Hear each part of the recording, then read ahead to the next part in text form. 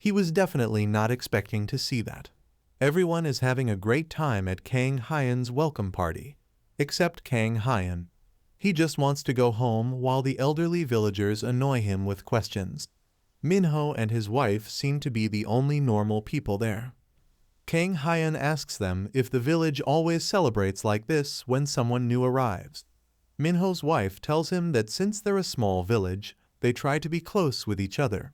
But Kang Hyan can easily see that the old folks just want an excuse to drink all day long. The village chief comes over and tells Kang Hyan that they really care about each other, and that's why they like to share their happiness. The old man suggests Kang Hyan promote his restaurant here. Kang Hyan almost believes him, until he sees that the chief is wearing bottle caps as accessories. The old man runs off to drink with his buddies, but Kang Hyan thinks advertising his restaurant is actually a pretty good idea. Everyone is busy having fun, and Kang Hyan starts to think maybe this kind of get-together isn't so bad after all. Then he realizes white rice is missing and sees that some villagers have surrounded the pup. They're gushing over how adorable he is and how fast he's gobbling up all the meat. But when they try to pet him, white rice dodges their hands like a ninja. After outmaneuvering everyone with his quickness, white rice zips through the party, snatching all the pricey meat with such incredible speed that most people don't even realize what happened. Kang Hyan acts like he doesn't know white rice. His fond memories vanish as he thinks he should have just left the wolf pup back in the forest. All of a sudden, he spots a boy sitting alone in the corner. The boy's grandma brings him some food, but he angrily knocks it away. Kang Hyan doesn't like seeing this. The boy yells, "Who cares?" and runs off as his grandma tries to talk to him. The village chief goes up to the old woman and asks what happened. She says that Sang Hyan has been acting out ever since he got back from school yesterday. Sang Hyan's friend bragged about eating a hamburger, and now the boy wants one too. His grandma brought him a burger from the convenience store, but it seems like he doesn't want that one. Someone offers to buy a burger from a restaurant the next day, but another person argues that the boy must want a Big Mac, which they don't have here. However, the village chief says it's no big deal if they don't sell Big Macs here, because they can make their own burgers. He points at Kang Hyan and says they have a chef from Seoul who knows everything about cooking. Kang Hyan is annoyed by all the attention, but he gives in and agrees to the village chief's request. But then the village chief tells him the burger doesn't have to taste exactly like a Big Mac, because Sang Hyan probably doesn't really want a hamburger anyway. The chief thinks the boy must be jealous of his friend who went out with his parents. He explains that Sang Hyan's mom is in the hospital and his dad is working in another country, so the boy lives with his grandma here. The chief says that since Sang Hyan is the only kid in their village, they all need to look out for him.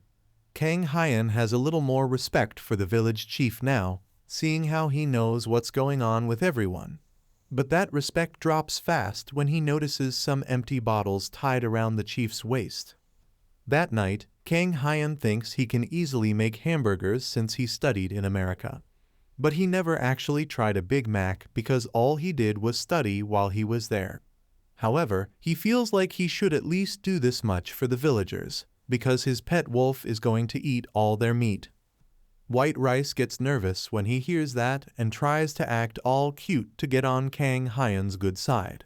But Kang Hyan tells him to be quiet because there won't be any more food for him. White Rice is sad about that, but then Kang Hyan says he'll have to taste something for him. Kang Hyan makes a hamburger for White Rice just by looking at a picture of one, but the pup's tail isn't wagging fast enough. Suddenly, Kang Hyan remembers how he went to America because he loved cooking so much. He never put as much effort and passion into anything else as he did with cooking.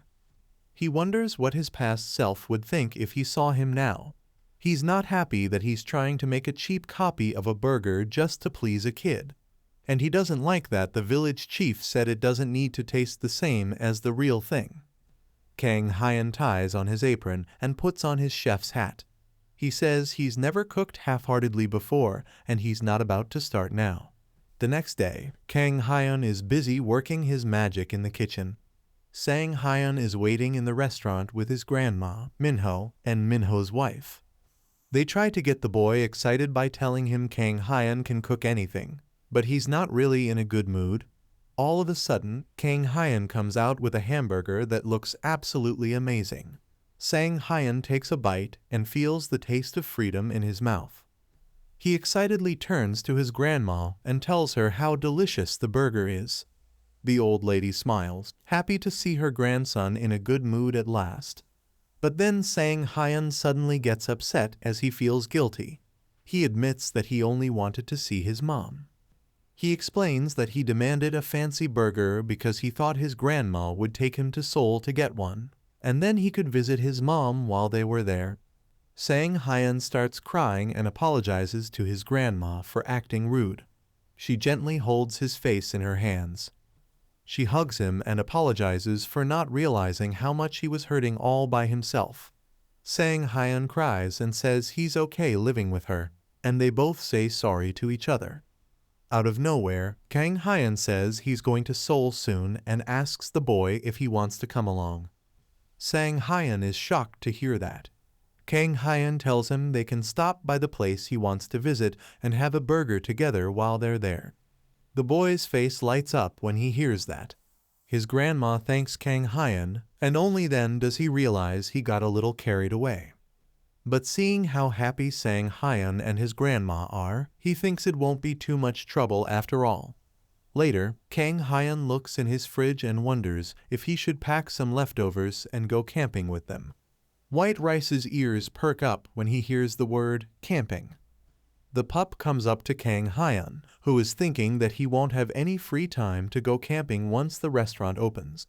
White Rice gives him those innocent puppy dog eyes again, and no matter how hard Kang Hyun tries to resist, he ends up taking his furry friend to the magical forest. He sits glumly on a chair while White Rice barks and runs around playfully. Well, there's no point in being grumpy about it. So Kang Hyun decides to set up camp right there since the view is so nice. He starts putting up a tent, but it's harder than assembling IKEA furniture without instructions. Meanwhile, White Rice is busy chasing butterflies. After a while, Kang Hyun finally gets the tent set up. Then he realizes he's hungry. He starts making some spicy kimchi stew, but he still can't taste anything he eats. Two adorable squirrels come up to him eagerly. Kang Hyun decides to give them some lightly cooked meat. He tosses a few pieces in their direction, but a giant bird swoops down out of nowhere and snatches them up, then flies away. Oh well, Kang Hyun has plenty of food to make sure the squirrels get enough to eat. He's quite content just sitting in nature and doing nothing for a while. He thinks this must be what people mean when they talk about the healing power of nature. Then he wonders where White Rice wandered off to and figures the pup will definitely come back when it's dinner time. But little does he know, there's something hiding in the bushes, drooling over the food he's eating. Kang Hyun hears the leaves rustling and assumes White Rice has returned. However, something else darts out towards the bowl of food in his hand. Kang Hyun has lightning-fast reflexes like an F1 race car driver. He instantly moves the bowl away from whatever is attacking. Now he's on guard, and he sees that the attacker is a young, wild beast girl. Kang Hyun is perplexed after noticing that her ears and tail resemble those of a cat. He is curious as to whether or not she is one of those beast beings that are depicted in fantasy isekai anime. Because this cat girl is so fierce, it shouldn't be his first concern, because she is so vicious. As she rushes at Kang Hyun, she lets out a low growl, but his swift maneuvers in the past were not merely a matter of luck. Once more, he deftly avoids her assault with ease. Nevertheless, it does not appear like the girl is going to give up on the situation. While Kang Hyun is in desperate need of White Rice, he is curious about his whereabouts. During his efforts to defuse the situation with a cat girl, he comes to the realization that she may simply be hungry. She suddenly becomes silent as he shows her the bowl of food that he has prepared. Kang Hyun places the bowl on the ground and relays to the cat girl that he will provide her with the food, and that she should then depart without any disturbance. Due to the fact that she does not trust him, the girl approaches the food with extreme caution. Its aroma and appearance, on the other hand, are irresistible, and she begins to slobber over it. She takes a bite directly from the bowl with her tongue, and all of a sudden, an explosion of chili scorches her taste senses. She collapses to the ground and begins to scream out in agony on the ground. Kang Hyan has now come to the conclusion that the kimchi stew may be far too spicy for her. Although he makes the decision to offer her some water, the cat girl is able to become quiet on her own. As the scalding heat from the chili begins to lose its intensity, the delectable aromas of the meat and vegetables begin to emerge. After getting up, she resumes her consumption of the stew again. Kang Hyan believes that there must be something that she enjoys after all. Exactly at the moment that he is about to eat, white rice arrives. Kang Hyan expresses his dissatisfaction with the fact that he could have returned much sooner. In the midst of his efforts to prepare additional stew for the puppy, White Rice becomes aware that the cat girl is consuming his meal. White Rice is not going to put up with it, and he instantly comes in and tackles the girl. The wolf pup is completely oblivious to Kang Hyan's warnings to halt and refrain from making the girl upset, but Kang Hyan warns him to stop. While he continues to wrestle with the cat girl, Kang Hyan makes an effort to break up the two of them. When White Rice squishes the cat girl's nose, she begins to cry even though it appears like White Rice is the one who is winning the fight. Meanwhile, Kang Hyan makes an effort to pull White Rice away from her as she makes an attempt to pounce on him. The scenario is suddenly transformed into a calm and collected cat guy, which brings about an instantaneous change in the atmosphere. He seizes the cat girl when she is in the air. Before tearing away from the encampment at a breakneck speed, the cat man expresses his regrets to the human. Kang Hyan is unable to do anything but watch him leave, with the paw print of White Rice on his face. It is a mystery to him how many people of different ethnicities inhabit this woodland. After that, he returns to the hamlet and begins cleaning his restaurant with White Rice's assistance. He starts cleaning it after that. For the first time, the restaurant will be open to the public tomorrow. Kang Hyan is of the opinion that he need to stop wasting time and start going about his business in a serious manner. While everything is going on, an elderly lady who is passing by the shop observes the banner that welcomes Kang Hyan here. Once he is inside, he makes sure that he is prepared and notices that everything will be taken care of as soon as he is finished cleaning. He is daydreaming about the ideal opening day for his shop when all of a sudden, the elderly woman walks into his establishment. When she inquires about their availability, Kang Hyan responds that they will be open the next day. However, he does not wish to disappoint any of the locals, so he sighs and instructs her to take a seat within the hamlet. The woman makes a remark about how ancient the furniture is and inquires as to why he continued to use the old items rather than tossing them away. She makes the observation that the location is still the same as it was in the past. It was during the time that Kang Hyan's grandfather owned and operated the tea house that she came to visit him. He does not receive a direct response from the woman. Instead, she inquires about the products that he will be selling in this location. He assures her that he would be preparing Western cuisine, such as pizza and pasta. Spaghetti is the only type of spaghetti that the elderly woman is familiar with. I can tell that her reply is going to be very upsetting to a lot of Italians, and I am not fooling around. Kang Hyan is instructed to bring her some spaghetti, and she tells him that he is free to decide the specifics on his own. In light of the fact that this is the elderly lady's very first time trying pasta, he decides to head to the kitchen and prepare a simple tomato sauce pasta dish for her on the spot.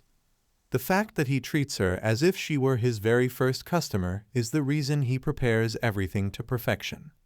He then places the tomato pasta in front of the woman after bringing it out of the cupboard.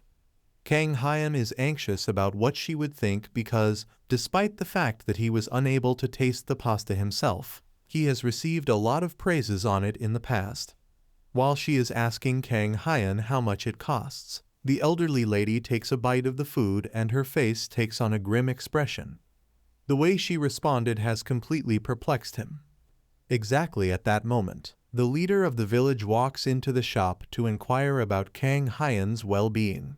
It comes as a surprise to him to see the elderly lady, whom he refers to as Grandma Park. When he inquires as to the reason for her presence, she responds that she came to eat because it is a restaurant. There is a reminder from the chief of the community that the opening is tomorrow. However, the elderly lady has stated that she would be leaving now that she has finished eating. A complaint is made by the elderly man that the woman is too chilly. He then takes notice of the plate of tomato spaghetti, which demonstrates that she did, in fact, consume food at that location. Nevertheless, he is perplexed as to why she left such a large quantity of food behind. Exactly the same thing is going through Kang Hyan's mind, and he is experiencing a sense of his entire existence disintegrating as he ponders the reasons why the elderly lady did not enjoy his cuisine.